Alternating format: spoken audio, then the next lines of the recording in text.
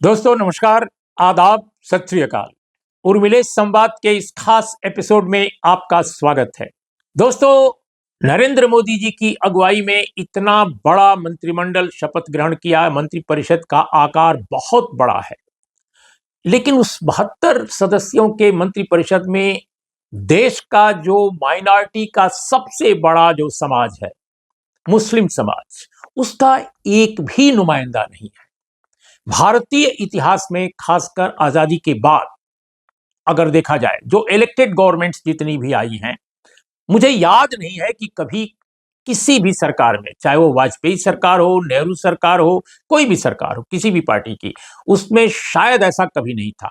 यहां तक कि नरेंद्र मोदी जी की अगुवाई में जो दो सरकारें पहले रह चुकी हैं, 2014-2019 में जब उन्होंने ओथ लिया था, तब भी ऐसा नहीं था। लेकिन इस बार इलेक्शन के बाद ओथ लेते समय एक भी मुस्लिम कम्युनिटी का, माइनॉरिटी कम्युनिटी जो भारत में सबसे बड़ी है, उसका एक आदमी, एक नुमाइंदा भी मंत्रिमंडल के लिए शपथ नहीं किया। बहुत सारे लोगों ने समझा था कि जनता ने नरेंद्र मोदी को इस चुनाव में बहुमत नहीं दिया। भारतीय जनता पार्टी की सरकार को बहुमत से लोगों ने नहीं चुना है, वह मेजॉरिटी मैनेज करने के लिए उसने नए ढंग का अलायंस बनाया है। ये वो एनडीए भी नहीं है जिसमें और लोग थे।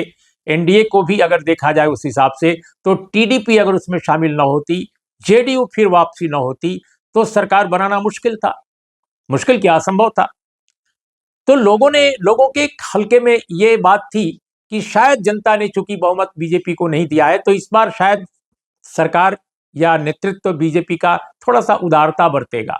लेकिन शुरुआत में ही ये साफ लग रहा है कि भारतीय जनता पार्टी अपने तीसरे कार्यकाल में, यानी नरेंद्र मोदी की अगुवाई में जो एनडीए है, अपने तीसरे कार्यकाल में भी बहुत लिबरल होकर काम नहीं करेगा।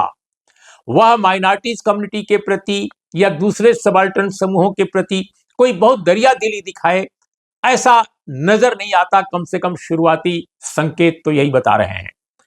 दोस्तों, मुस्लिम कम्युनिटी का जो मसला है, नुमाइंदगी उसकी कैबिनेट में, मंत्रिपरिषद में, काउंसिल ऑफ मिनिस्टर्स में, वो कोई टेक्निकल मसला नहीं है, वह राजनीतिक मसला है।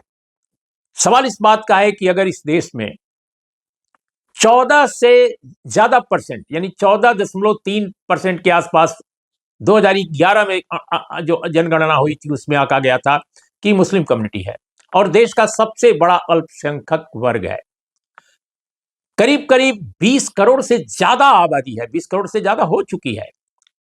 अगर उसका एक भी नुमाइंदा कैबिनेट में नहीं है, मंत्रिपरिषद की किसी भी श्रेणी में नहीं शामिल किया गया है, तो ये देश की संवैधानिक जो व्यवस्था है, लोकतांत्रिकता जो हमारी है, उसके लिए सचमुच एक सवालिया निशान है कि क्या अपने देश की सरकार चलाने वाली जो मंत्रिपरिषद है, उसमें एक भी व्यक्ति कैबिनेट में रखने लायक नहीं है, मंत्रिपरिषद में रखने लायक नहीं है।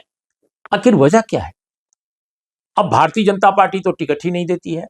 भारतीय जनता पार्टी में कोई भी लोकसभा में सदस्य मुस्लिम कम्युनिटी से चुनकर नहीं आया, लेकिन वो एकमोडेट कर सकते थे, निर्दलीय हैं, उनसे भी कह सकते थे, निगोशिएट कर सकते थे, या अपने ही किसी नेता को जो माइनॉरिटी कम्युनिटी का उनकी पार्टी में है, उसको बगैर संसद का सदस्य हुए वो बाकायदा नॉमिनेट कर सकते थे, शपथ दिला सकते थे, और बाद में उनके लिए राज्यसभा की सीट रिक्त कराकर, और या रिक्त हो अगर होगी तो उसमें एकोमोडेट कर सकते थे 6 महीने के लिए, 6 महीने के बाद। लेकिन ऐसा कुछ भी नहीं हुआ। आपको याद होगा 2014 में जब मोदी जी प्रधानमंत्री बने थे, तो उस वक्त भी माइनॉरिटी कम्युनिटी की ओर से नजमा हेपतुल्ला को उन्होंने लिया था, जो कांग्रेस से रिबेल हो गई थी। इसके बाद आपको याद होगा मुख्तार नकवी उनकी कैबिनेट में थे, और उनको मंत्रिपरिषद में, और उनको फिर राज्यसभा में रीनॉमिनेशन नहीं हुआ, इसलिए उनको मंत्रिपरिषद से बाहर होना पड़ा था। और दोस्तों, आज की स्थिति अगर देखिए, ये 18वीं लोकसभा है, इसमें कुल 24 एमपी ऐसे चुने गए हैं जो मुस्लिम कम्युनिटी से आते हैं, माइनॉरिटी कम्युनिटी से। और जो मुझे आंकड़ा जो दिखाई पड़ रहा है कि इसमें 21 जो है इंडिया ब्लॉक से हैं। Out of 24 Muslim MPs in new Lok Sabha, 21 MPs are from India bloc. इसके अलावा इंडिया ब्लॉक से बाहर के एक एमपी हैं हैदराबाद से, मिस्टर ओवैसी, एमआईएम के, और दो निर्दलीय हैं। दो निर्दलीय कौन कौन है?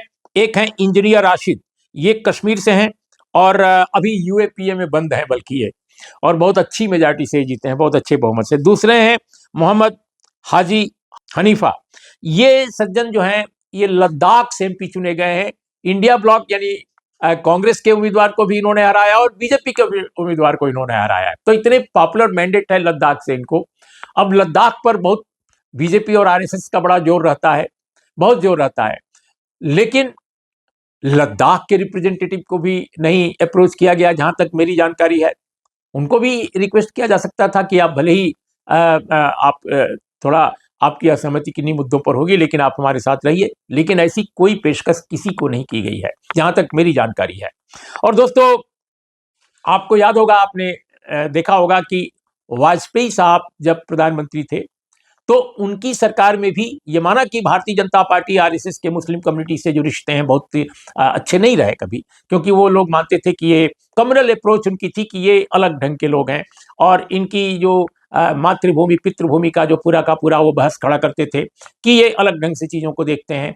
अब बहुत सारे नेता भारतीय जनता पार्टी के बाद में तो ये भी कहने लगे कि ये तो पोशाक से पहचाने जाने वाले लोग हैं, हम तो पोशाक से ही पहचान जाते हैं, कपड़े से ही पहचान जाते हैं, इस तरह की बात भी।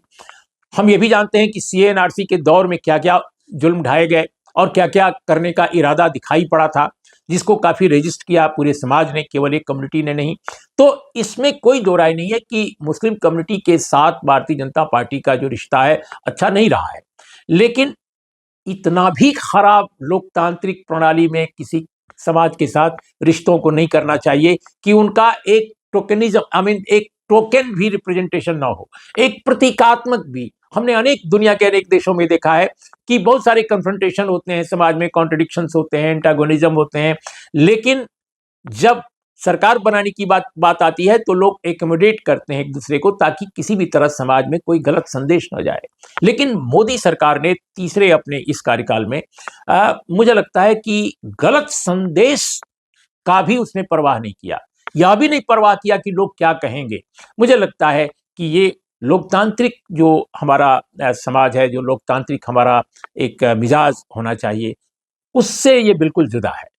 तो दोस्तों, ये मुस्लिम कम्युनिटी के रिप्रेजेंटेशन न होने और भी दूसरी कम्युनिटीज़ के भी रिप्रेजेंटेशन न होने को लेकर अगर देखा जाए तो ये चिंताजनक बात है। और ये टिकट बंटवारे से लेकर मंत्रिमंडल में जगह पाने तक ये चीज़ दिखाई देती है।